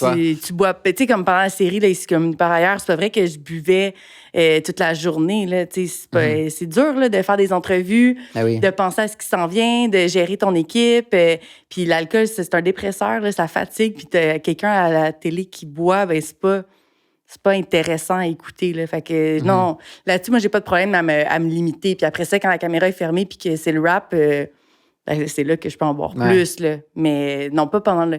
C'est pas un challenge pendant le travail de me dire « faut que j'arrête ». Comment ta relation avec... Là, tu t'en as mentionné un petit glimpse, mais ta relation avec l'alcool depuis que t'es enceinte, est-ce que ça te fait apprendre des choses, mis à part comme qu'est-ce que tu viens de dire, mais... J'avais, tu sais, comme un peu... Les gens qui boivent en général, je pense, on se demande tous si à mener, est-ce qu'on est alcoolique, mais est-ce qu'on boit trop? On se demande, est-ce que je pourrais réussir à pas boire pendant X nombre de temps? Tu sais, c'est quoi ma relation?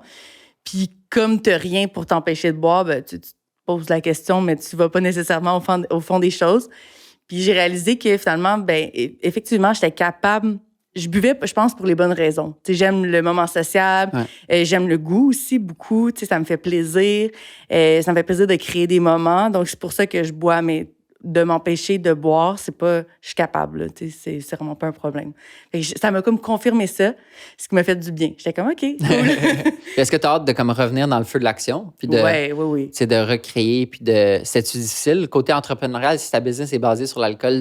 Non, comme je l'ai un petit peu prévu d'avance, tu sais, que j'allais tomber enceinte et tout, j'avais déjà des recettes de côté, j'avais déjà comme des façons de fonctionner qui me permettaient de pouvoir travailler. Puis tu sais, moi, goûter puis jeter, ça me fait pas peur, là. Tu sais, je sais qu'il y en a qui sont enceintes, c'est très, très, très, très zéro, là. Moi, je sais qu'une gorgée, ça va pas tuer rien. Fait que gorgée, jette ou gorgée, file. File, mon chum, goûte. Il est habitué maintenant de goûter à tout. Fait que ça s'est bien fait. Mieux même que je l'avais anticipé. J'avais quand même peur, là, pour vrai, que ça devienne comme un fardeau ou même que des clients me fassent pas confiance pour travailler avec leur alcool. T'es bloqué, tu sais, aussi. C'est ça, tu sais, en se disant, ben, coudonc, elle va faire, tu sais, on pensera pas à elle parce qu'elle peut pas en ce moment, mais pas du tout. Puis qu'est-ce que tu penses que tu vas changer comme pré-grossesse, post-grossesse dans ton approche entrepreneuriale ou de création? Ça, c'est comme une bonne question. Parce que moi, j'aimerais ça que tout reste pareil. Mais si, mettons, tu peux faire quelque chose de mieux. Ben déjà, c'est ça que je te disais quand je suis arrivée, mais j'ai acheté un bureau pour établir les bureaux d'un ou deux cocktails. C'est vraiment un atelier là, qui va avoir une cuisine et tout. Ça va être tellement cool, ça. Bravo, c'est fou. Merci. C'est un gros step. Oui, c'était vraiment un gros step. Puis, tu sais, je l'avais comme semi-vécu là, avant la pandémie. J'avais un bureau, comme je louais le 2e étage là où j'habitais. Puis j'avais un bureau broche à foin, mais ça marchait super bien. Puis après ça, quand on a déménagé, ben, tu sais, je l'ai établi dans une pièce de ma maison. Mais là, cette pièce-là, je devais la libérer pour la chambre du bébé. Puis là, j'ai trouvé l'atelier. Puis, tu sais, ça va me permettre de vraiment séparer aussi la maison, puis mon bureau, puis d'avoir tout à proximité, puis bien placé pour pouvoir réfléchir puis créer. C'est tellement le fun parce que, tu sais, on va se le dire, là, quand c'est chez toi à mener, tu sais, comme, t'as les limites de tes 4 murs, là. Mais, psychologiquement parlant. Psychologiquement, oui, c'est ça, exact. Puis, tu sais, tu laisses ta cuisine traîner, mais c'est la même dans laquelle tu manges le soir, là. Fait qu'il faut... Versus si j'ai une super journée de création à mon bureau, puis à la fin de la journée, je suis comme, hey, fuck les shakers, ils vont rester sales, demain j'irai, tu sais. Fait que ça va me permettre je pense, d'être plus efficace. Puis c'est ce que je vais avoir besoin avec un bébé, là. Je pense que c'est d'avoir plus de temps et d'efficacité. Fait que je crois que je me suis bien enlignée, mais l'avenir nous le dira. Puis aussi d'avoir ta cuisine. Je suis allée shoot au bureau de Ricardo la semaine dernière. C'est juste de voir la cuisine, t'es comme, OK, tu sais, ça non, je sais. Je suis allée chez Ricardo avant Noël, puis j'étais comme, oh wow, un jour, ça va être moi, très bientôt. Mais oui, c'est ça, exact. Puis t'as tes collaborateurs, puis là, si tu veux filmer rapido un TikTok ou, tu sais, créer du petit contenu on the side, ben ça se fait parce que là, tu es installé pour ça, tu sais. Quel privilège là, dans la vie là, d'avoir ce type de bureau-là. Et que j'ai bien hâte d'en arriver là. Tu sais, là, pour l'instant, le bureau que j'ai acheté, il n'y a rien du tout. Il n'y a pas de cuisine, c'est des bacs avec mes choses dedans. Mais tranquillement, dans la prochaine année, je vais m'installer pour que ça me permette de passer au prochain niveau. Là, tu sais. Est-ce que tu as pris en considération d'avoir des employés? Je me suis posé souvent la question, mais je pense que j'aime beaucoup la façon de fonctionner, d'aller chercher des pigistes, d'aller chercher des professionnels dans ce que j'ai besoin, puis d'avoir personne à gérer au quotidien. Tu sais, gérer des humains, c'est une job en soi. À vous, hein? C'est très difficile, c'est long, puis je suis empathique, fait que tu veux que le bien aussi pour ces personnes-là. Fait que je pense que je vais rester encore un petit bout toute seule, mais avec l'appui de créateurs. Puis, est-ce que Nesrine, c'est comme ta seule photographe ou tu fais aussi affaire? Non, je fais affaire aussi avec Kevin Poisson, qui fait vraiment plus le style studio. Fait qu'avec lui, c'est tout ce qui est flash et décor. Et qu'on travaille ensemble, notamment, on a fait ensemble toutes les photos d'Amour liquide pour le site puis les médias sociaux. Fait que les deux, tu sais, Kevin m'avait approché tout bonnement un jour en me disant qu'il travaillait avec Léa Bégin de Beauties. Puis, il m'avait connu par rapport à elle. Puis, il m'a proposé ses services. Puis là, j'ai vu qu'est-ce qu'elle fait, qu'est-ce qu'il faisait. Je me suis dit, ça pourrait fonctionner.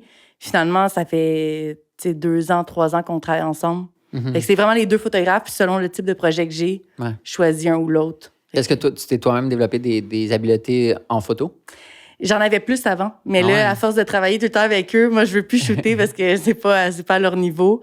Fait que je prends les petites affaires rapido, mais pour la photo, j'aime mieux les photographes. Est-ce que tu as entendu parler du documentaire de Hugo Meunier qui est passé à Tout le monde en parle? Il vient de sortir pas un alcool. Il vient de sortir un documentaire sur la relation des Québécois avec l'alcool. J'oublie c'est quoi le nom, mais c'est comme un... Ah non, j'en ai même pas entendu parler. C'est un jeu de mots avec l'alcool. Est-ce que vous savez, les gars? Ouais, mais sans nous, non, mais... Mais là, ça m'interpelle quand même. C'est comme un jeu de mots avec l'alcool. Mais bref, Hugo Meunier, il dit que, il est reconnu comme étant un fêtard, il aime bien vivre, puis dans les salons de livres, il boit, puis il remet en question Éduc-Alcool, puis le nombre de consommations par semaine qu'il nous recommande. Oui. Puis c'est une grande réflexion. Ouais. Péter la ballonne. Péter la ballonne, OK. Je pense que c'est sur tout.tv. Ouais, péter la ballonne. Puis c'est super intéressant, mais je trouve ça super pertinent aussi. Puis il explique, c'est quoi le financement d'Éduc-Alcool. C'est pas nécessairement gouvernemental aussi, la SAQ. Puis il fait des parallèles avec, en fait, la Scandinavie, comme qu'on fait tout dans la vie. Chaque fois. Mais tu sais, le fait que la SAQ versus l'équivalent en Suède qui est adjacent au ministère de la Santé. Puis qui, mettons, leur slogan, c'est « Ne buvez pas », puis avec des heures d'opération beaucoup plus courtes qu'à la SAQ. Il explique que la SAQ, ça vient du ministère des Finances du Québec. Fait que, tu sais, c'est des intérêts qui sont différents. Puis je trouve ça super pertinent d'avoir une réflexion par rapport à ça. Parce que moi, mettons, mes problèmes d'alcool, d'où pourquoi j'ai été voir un neurologue, c'est qu'à travailler dans les bars, puis surtout dans la saison estivale, tu sais, c'est tellement fun. Il y a mural, il y a pique-nique électronique. Il y a de tout le temps. Puis, tu sais, avec tes collègues des bars, si tu as une belle relation avec eux autres, moi, littéralement, je buvais le nombre de consommations recommandées par Éduc-Alcool par semaine à chaque jour, quasiment l'été, tu sais, fait que ça vient d'impacter. Sinon plus. Sinon plus. Fait que je voulais parler de, surtout du point de vue de l'industrie, c'est quoi l'état de l'alcool présentement au Québec? Est-ce que tu penses, parce que tu l'as dit au début, que tu as vu une nette croissance entre les 2 livres même? C'est tellement beau à voir. J'adore pouvoir aller dans une boutique, tu sais, comme... Je vais à l'épicerie boutique 5 à 7 pour acheter mes alcools québécois. Je trouve ça palpitant, je trouve ça riche. Chaque fois que je vais en Gaspésie, je vais à Société Secrète. C'est le magasin au monde que je veux le plus acheter de trucs.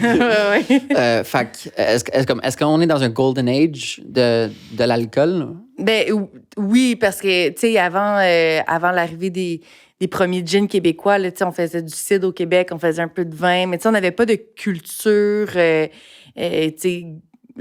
gastronomique, oui, mais pas dans les alcools. Tandis que là, on est en train de développer justement un savoir-faire, tranquillement, pas vite, mais peut-être trop vite. C'est arrivé comme, il y a eu 5 gins, puis après ça, il y en a eu 250. Même moi, à un moment donné, j'ai perdu le focus. Là, je les avais toutes, puis après ça, j'en ai un quart de qu'est-ce qui se fait. Puis je pense que d'autant en sortir, à un moment donné, ça cannibalise un petit peu le marché. Puis là, c'est justement là-dessus qu'ils travaillent de faire une espèce de gestion de l'offre à la SAQ pour qu'il y ait plus de place pour les gins qui vendent, moins de place pour les gins qui vendent pas. C'est pour ça que je te disais tantôt, si j'avais à faire un autre livre, j'attendrais un peu que ça se calme. Parce que là, je crois qu'on est arrivé au sommet de la pyramide de tout ce qu'on pouvait sortir puis de tout ce qu'il pourrait y avoir. Fait que maintenant, c'est plus de se poser des questions, qu'est-ce qu'on a de besoin aussi? Parce que les tablettes de la SAQ vont pas grossir. Là. Les SAQ vont pas avoir une rallonge pour mettre des produits québécois.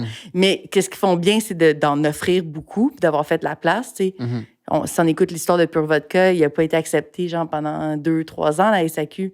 Puis maintenant, il y a trop de produits. Fait que, il y a du chemin qui a été fait. Mais tout ça, pour se stabiliser, justement, pour que l'offre soit une super belle offre puis que les produits soient pertinents sur les tablettes. Fait que moi, je pense que dans les prochaines années, c'est un peu ça qui va se passer. Mettons comme la main libre, mettons, que le marché va s'autoréguler par lui-même. Il ne s'autorégulera pas par lui-même, malheureusement, là, parce que justement, il y en a comme trop. Fait que la SAQ, en collaboration avec les distillateurs, vont devoir trouver une façon de faire pour gérer cette offre-là. Puis ça va faire mal à certains, c'est sûr. Mais en même temps, il y en a qui vont en bénéficier. Donc, ça va réguler un peu le marché. Moi, je ne souhaite pas qu'il y ait personne qui ferme, puis je ne souhaite pas qu'il y ait personne qui fasse faillite. Ça, c'est sûr et certain.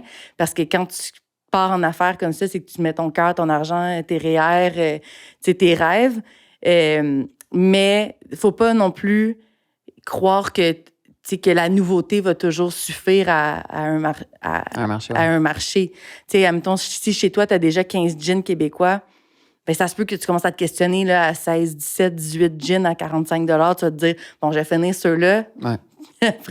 Après, je vais en acheter d'autres. C'est pas comme du vin que tu finis ta bouteille en une soirée. Tu les accumules, les bouteilles de fort. Là. Ouais. Fait que on a une super belle offre, on a des super beaux produits, on a des produits qualitatifs qui sont à la hauteur de ce qui se fait ailleurs dans le monde. Mais là, c'est juste de se dire, bon, ben qu'est-ce qu'on a besoin, puis comment on gère ça. Puis est-ce que tu vois, je sais pas si tu étais à Société Secrète récemment. En fait, je sais pas depuis combien de temps qu'ils ont ça, mais à côté de leur caisse, ils ont une bouteille de Société Secrète, du moins un dessin, puis ils montrent quel pourcentage la bouteille va à la SOQ. Puis clairement, il y a des articles de journaux back-to-back sur la frustration des distillateurs qui doivent donner une cote à la SOQ, même pour les bouteilles qu'ils vendent à l'endroit qu'ils distillent. C'est ça le mot, distille? À l'endroit qu'ils distillent. Comment tu penses que ça va se jouer dans le portrait québécois? Comme, est-ce qu'on est proche d'un changement? Est-ce que ça peut sauver? Est-ce que ça peut faire en sorte que tu as plein de micro-distillateurs qui, justement, survivent? Qu'est-ce qui est... Parce que dans le cas de la Société Secrète, par exemple, ils sont parfaitement situés pour vendre des produits. Ben oui. Comme, ils sont à percer, sur la route, comme, il va toujours avoir un public. Fait qu'eux, ils pourraient vivre que de la vente sur place, puis ça serait correct. Mais quelqu'un comme les Subversifs qui est en plein cœur de Sorel, ils vont pas vivre de l'agro-tourisme. Donc, c'est comme des combats que pas tout le monde va mener parce qu'il y en a qui ça les interpelle même pas. Ouais. Mais c'est certain que de dire que ta bouteille de gin qui n'a pas sorti de ta distillerie, tu y fais pas plus de profit parce que la SAQ ramasse exactement le même nombre de sous dessus. Bien, je comprends que ça rend les gens un peu fous, là. Puis même au-delà de ça, non seulement tu donnes autant d'argent, mais tu as payé ton employé pour la vente, tu as payé ton sac dans lequel tu as mis, tu as ton service de caisse et tout. Donc, tu fais encore moins d'argent sur quelque chose qui a été vendu à la boutique. Dans le cadre des vins, puis des produits qui sont agricoles, là, dans le fond, que l'agriculture est faite sur le même terrain que la vente, c'est pas comme ça. Les cotes sont vraiment différentes. C'est un autre permis. Ton Mona et Fille.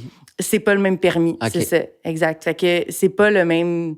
C'est beaucoup plus avantageux pour ces gens-là. Puis là, ils font beaucoup plus d'argent, ce qui fait juste vraiment plus de sens aussi. Fait que c'est normal que les distillateurs soient en furie. Là. Puis surtout, Société Secrète, c'est comme... J'imagine, comme tu pourrais pas avoir une distillerie plus loin du siège social. La sécurité, ils sont tellement au bout. Ils sont au bout du bout. Comme, pourquoi moi, j'envoie mon argent à Montréal à comme 12 heures de char? Exact.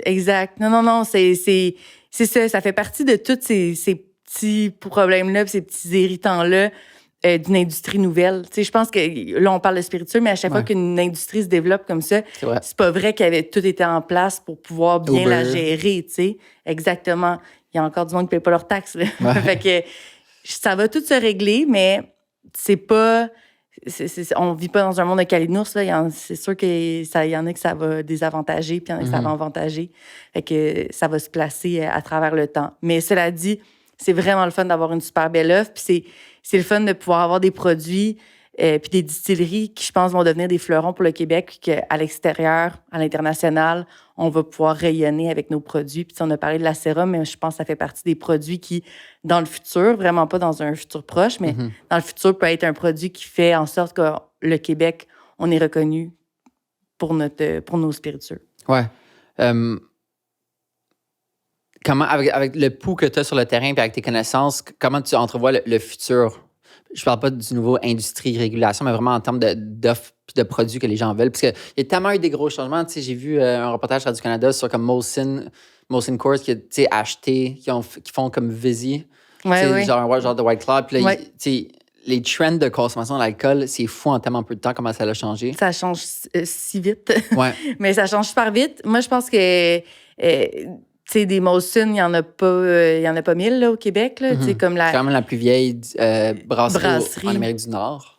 Je veux dire, c'est pas tout le monde qui est capable de suivre la vitesse des trends. Puis je pense qu'il faut pas non plus là, que tout le monde se mette à justement sortir un prêt-à-bord parce que c'est ça qui est à la mode, sortir un gin parce que c'est ça qui est à... Tu sais, on peut pas être partout. Donc, je pense que ce qui serait bien, c'était vraiment la spécialisation. Tu sais, comme moi, je fais des whiskies, c'est ça que j'aime faire, c'est ça que je suis bon à, c'est ça que je développe. Ben, je mets toutes mes compétences pour faire des très bons whiskies. Tu sais, Circa font ça, Distillerie de Saint-Laurent font ça.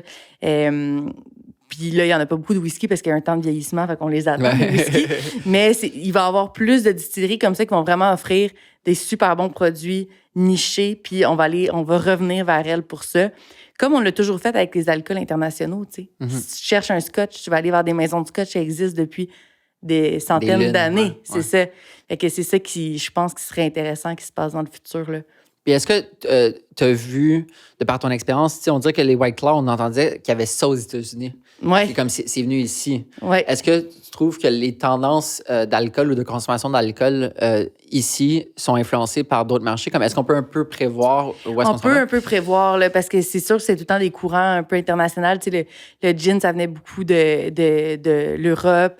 Le whisky, ça vient beaucoup des États-Unis et tout. Tu sais, les cocktails comme Amour liquide à haute teneur en alcool, c'est aussi un courant qu'il y a aux États-Unis. Dans des petites canettes aussi? Dans des petites canettes ou dans des petits formats. Mettons, c'est quoi un nom de produit? Parce que il y a une compagnie aux États-Unis, c'est Tip Top Cocktail.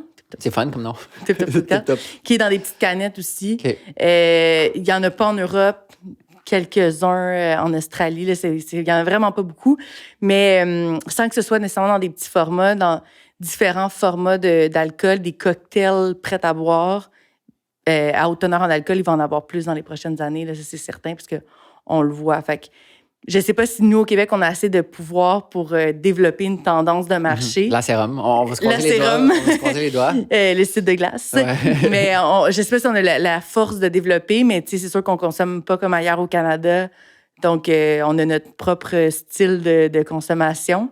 Mais je ne sais pas si quelque chose va se développer d'ici, là. Je ne sais pas. Peut-être. By the way, je disais cette anecdote. En fait, je disais l'anecdote de manière différente jusqu'à temps que je lise un des derniers chapitres de ce livre-ci, Boire le Québec.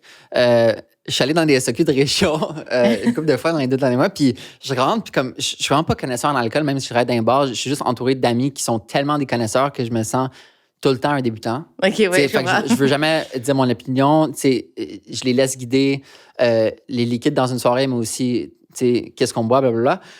Puis, des fois, j'essaie d'amener des bouteilles intéressantes. Fait que je me suis retrouvé dans des SAQ de région. Puis, je suis allé voir les commis. Puis, je suis comme, t'aurais-tu comme une bouteille funky? Puis à chaque fois, c'est comme, quoi?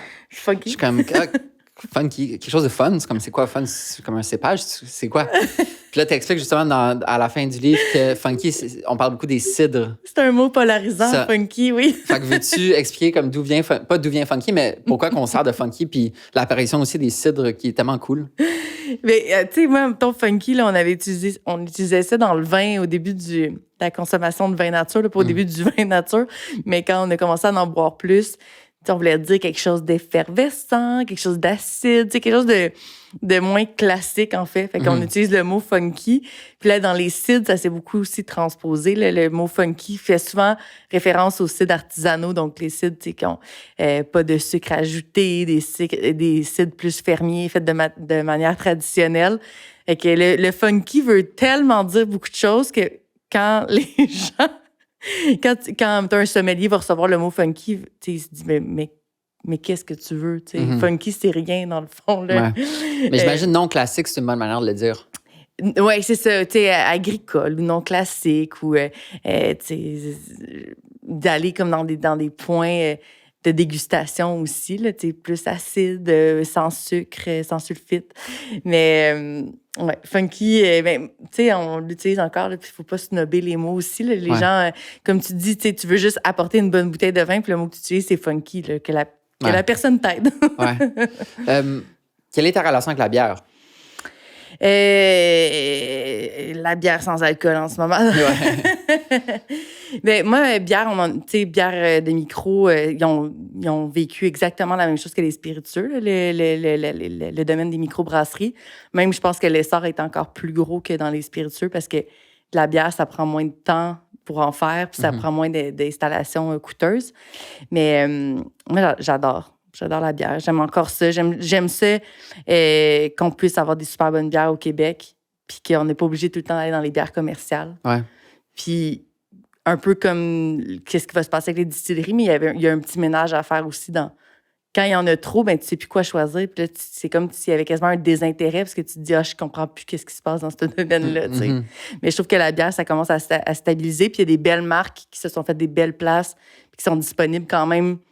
Tu sais, de la Ovale, c'est encore difficile à trouver, mais de la Donham, mettons, c'est facile à trouver puis c'est bon. Là, tu sais. Ouais.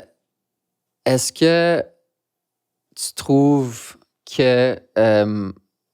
fait que tu trouves que le nombre de micro-brasseries qui vont s'ouvrir, c'est un peu stagné?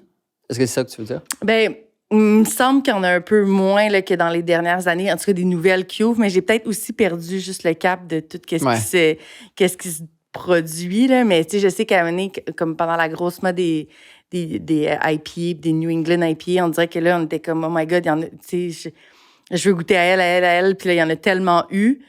Sauf que un peu comme je disais avec le vin tantôt, mais la bière, tu t'ouvres la canette, tu la finis, la canette. Ouais, c'est vrai. Fait que tu peux en racheter une autre, puis c'est 5 7 10 Fait que ça reste quand même une consommation que tu peux en essayer plus que des gins que mener. Tu sais, tu vas pas finir un... En tout cas, peut-être toi, à ton époque. Moi, non. Mais tu sais, finir un 40 sur une soirée, c'est un peu rushant. Là. Mais d'où pourquoi j'adore, c'est bizarre à dire, mais le format de la bouteille de la Société secrète, c'est le petit... Le 500. T'as juste tellement le goût de prendre ton temps. Oui.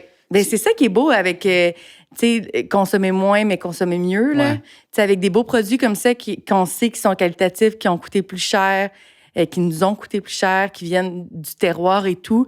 Est-ce que tu veux vider toute ta bouteille en une soirée avec un mauvais tonique? Non, tu sais, tu te dis, ben, je vais la prendre en dégustation, je vais la savourer, je vais la travailler en cocktail, je vais la faire découvrir à des amis. Fait que, tu sais, ça fait vraiment partie d'une meilleure consommation, selon moi, que de juste boire pour être chaud. Là. Mm-hmm.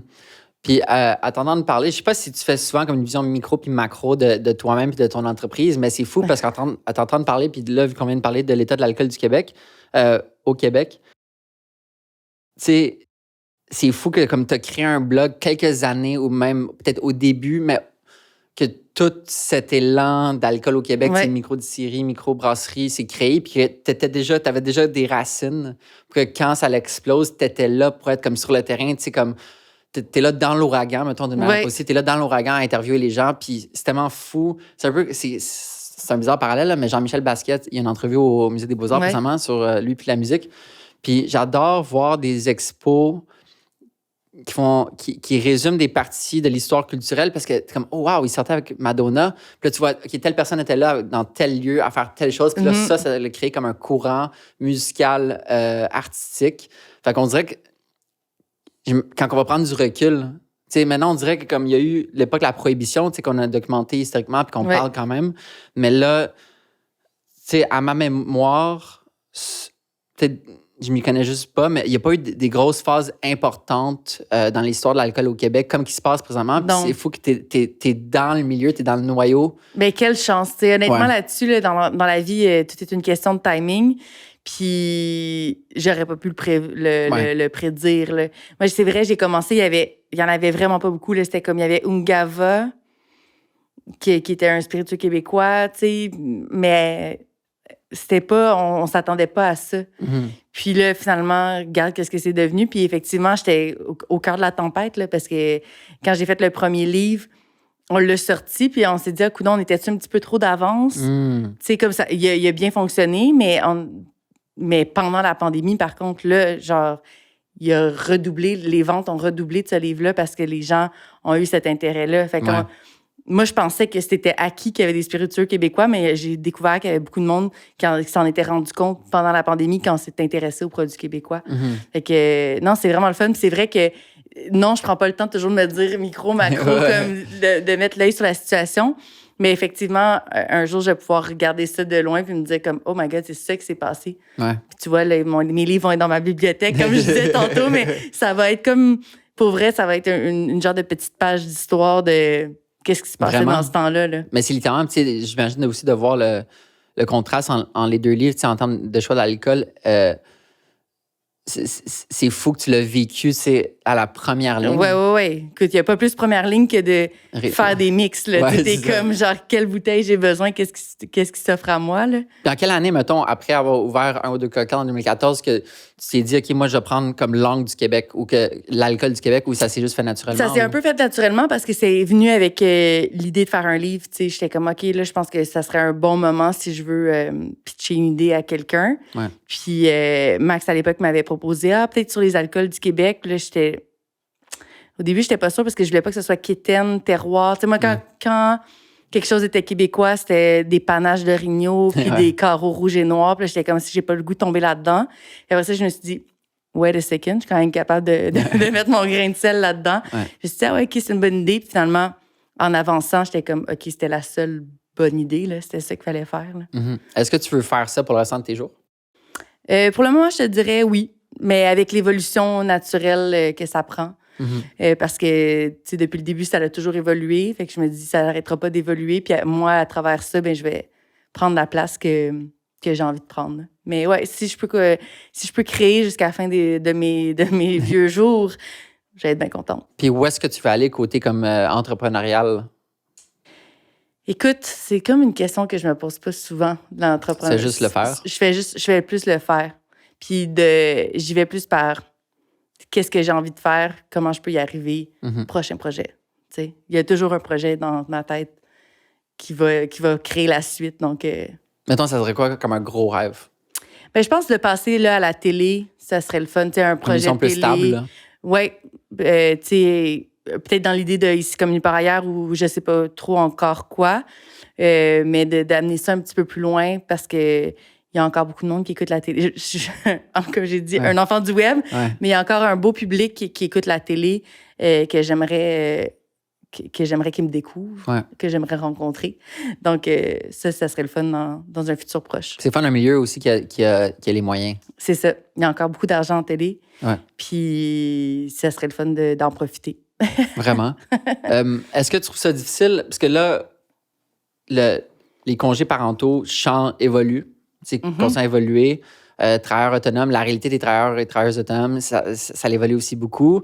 Juste le chômage en pandémie, le fait que la PCU soit donnée à des travailleurs autonomes, des artistes, c'est quand même innovateur. Mais pas innovateur, c'est pas le bon mot, mais c'est nouveau, c'est un renouveau. Oui. Un changement de structure dans des structures gouvernementales institutionnelles qui sont très 9 à 5, qui prennent juste en considération les 9 à 5. Oui, c'est ça.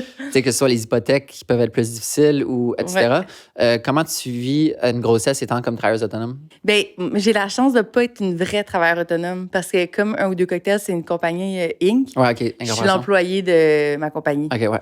Alors, ça n'a pas été difficile de pouvoir manager tout ça. Comment ça se passe à ce niveau-là quand tu es incorporé? Parce que moi, mettons, je viens de m'incorporer il y a 2 mois. Est-ce que tu te verses un salaire ou tu te paies en dividende? Je suis pas encore rendu là. c'est trop nouveau.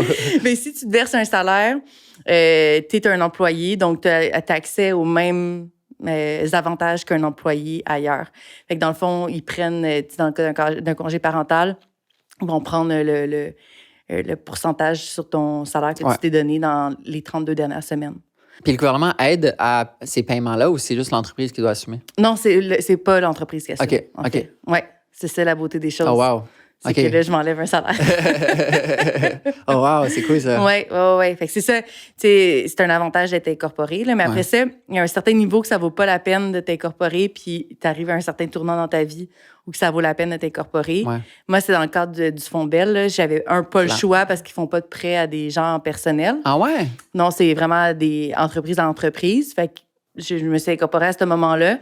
Mais ça a été, je pense, bénéfique aussi pour structurer mes prochains projets. Puis là, tu vois, l'achat du condo commercial, bien, ça m'aurait pris un Inc. aussi et tout. Donc, tu sais, puis là, maintenant, il y a Amour liquide. Fait qu'en bref, à un moment donné, il faut se protéger, il faut faire des bons choix aussi. Il ne faut pas être juste des créateurs.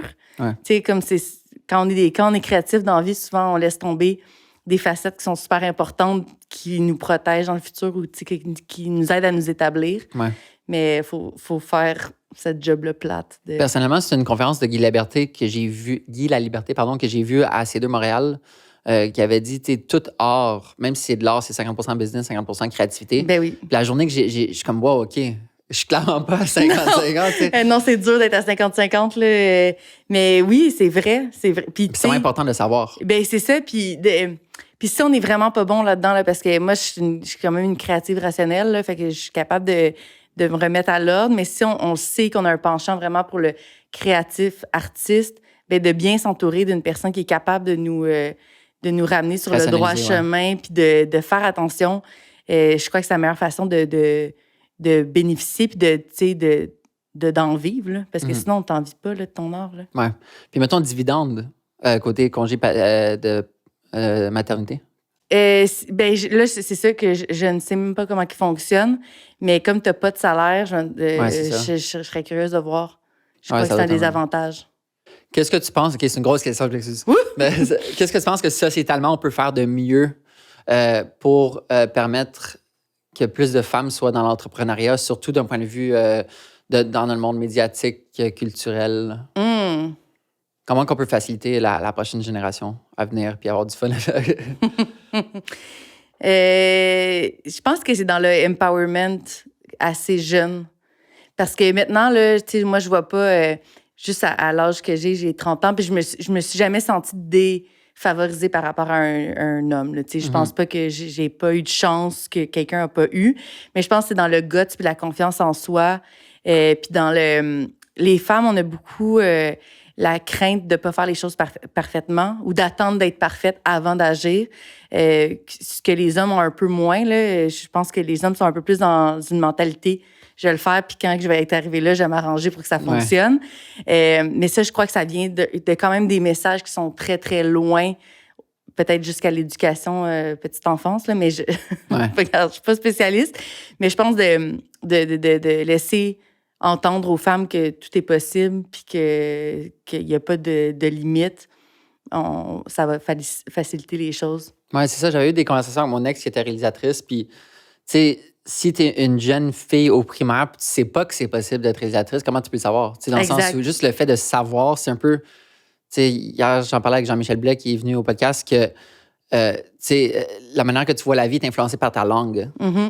La langue que tu parles. Et si tu connais pas tel mot, tu sais même pas que ça existe. Fait que juste le fait de savoir que c'est possible de rêver, c'est possible d'être réalisatrice et qu'il n'y a pas juste des réalisateurs. Non, qu'il y ait des modèles, puis que, on a fait beaucoup, beaucoup de place aux femmes. Puis en ce moment, je pense que dans une époque où on fait beaucoup, beaucoup de place plus aux minorités visibles ou aux gens avec différents, là, dans plusieurs points. Mais on l'a fait beaucoup avec les femmes. Puis je crois déjà qu'on en bénéficie, puis qu'il y a des générations qui vont en bénéficier. Mais je crois que tout est là pour qu'on puisse réussir à pas voir de différence entre des entrepreneurs et des entrepreneurs pas de eux. Puis après ça, quand je serai mère, je te dirai qu'est-ce qu'on peut améliorer pour aider les mères à être mais tu sais, juste le fait que ton enfant te voit, je sais pas si c'est déjà si c'est une fille ou un gars, mais... Oui, c'est une fille. Okay. Ben, c'est juste le fait qu'elle voit sa maman être entrepreneur, ça va tellement inspirer. Ben, c'est sûr, parce que moi, c'est pas le modèle familial que j'ai eu. J'en avais pas nécessairement... Mes parents, ils sont pas entrepreneurs ou quoi que ce soit. Les parents de mon chum non plus. Mais les deux, nous, on l'est. Fait que je me dis, c'est sûr que ça va exposer mon enfant à une réalité vraiment différente de la mienne. Puis après ça, je choisirai qu'est-ce qu'elle fait, puis qu'est-ce qu'elle veut faire. Mais au moins, elle va savoir aussi que tu peux être très heureux et épanoui, puis avoir de l'argent quand tu travailles pour toi aussi. Là, comme tu as dit, de travailler plus efficacement aussi. Oui. Tu sais, moi, pour une personne qui me jette à terre, c'est Véronique Cloutier. Ouais. Tu sais, jamais rencontré, mais juste de la voir aller, le nombre d'émissions qu'elle sort, tu sais, tout ce qu'elle fait en ayant élevé des enfants qui sont déjà des adultes, avec tellement des belles valeurs, avec tout le temps un sourire. Tu sais, je dis pas que c'est le temps facile, vraiment pas, mais c'est hallucinant, tu sais, de pouvoir tout faire ça. Mais j'imagine tout combiner, c'est ça. Un enfant, ça te rend plus efficace. 2 enfants, ça te rend plus efficace. 3. Écoute, je pense que t'es obligé de... Ben, tu sais, c'est comme quand t'es très occupé dans la vie, à un moment donné, ton calendrier, il se régule par lui-même parce que faut que tu fasses tout rentrer. Versus, tu sais, quand t'es pas très occupé, t'es comme... t'es un peu slack, là. Ouais. Mais, regarde, les gens y arrivent. Fait que c'est pour ça aussi que pendant longtemps dans ma vie, j'ai pas voulu d'enfants, puis je me disais que c'était pas possible aussi d'être carriériste puis avoir des enfants. Puis à un moment donné, j'ai juste compris que oui, c'est juste que faut bâtir soi-même son modèle de vie. Oui, c'est ça. Ça t'a pris combien de temps à raffiner ton modèle de vie, justement? Écoute, on est toujours en raffinement. Est-ce que tu trouves que ta vie, mettons, oublie comme la grossesse, est-ce que tu trouves que ta vie est balancée? Oui, mais je suis balance dans la vie. Donc, Okay. et mon chum est balance aussi. Donc, c'est très, très important pour moi d'essayer d'avoir une balance. Puis, c'est sûr qu'avec le travail, parfois, on va donner peut-être un petit peu trop d'importance à cette facette-là de notre vie. Mais quand on réussit à équilibrer les choses, c'est le rêve, en fait, là, d'être équilibré. Ouais. Là, mais c'est difficile. Sauf que c'est possible. Dernière question. Qu'est-ce que tu aimerais que les gens sachent sur toi ou sur qu'est-ce que tu fais? Comme quelle information additionnelle que tu trouves que tu aimerais qu'ils sachent, sur soit un ou deux cocktails, sur ta personne, sur l'alcool au Québec, comme une information Oh my God! bonbon ou... Mon Dieu, c'est trop large, trop large!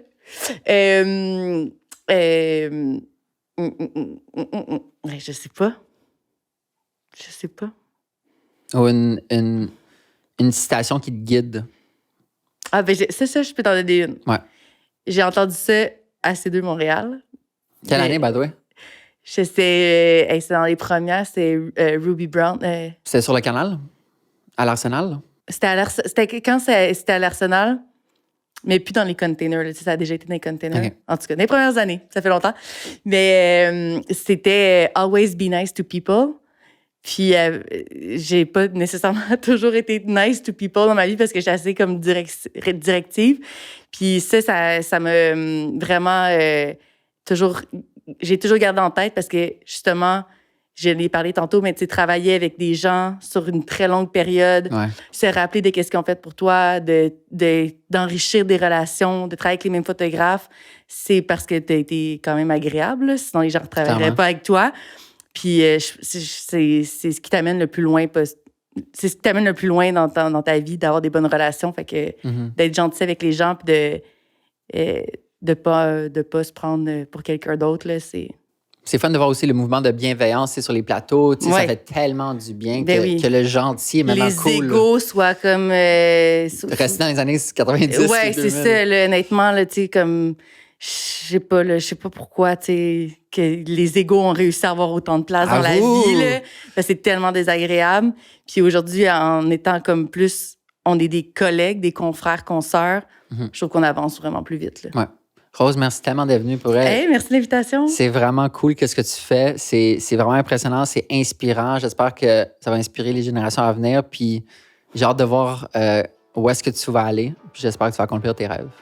Ah, j'espère aussi. Puis on attend le 3e livre. Avec un peu de temps, on va lui laisser le temps de mijoter, mais voilà. Merci full. Merci.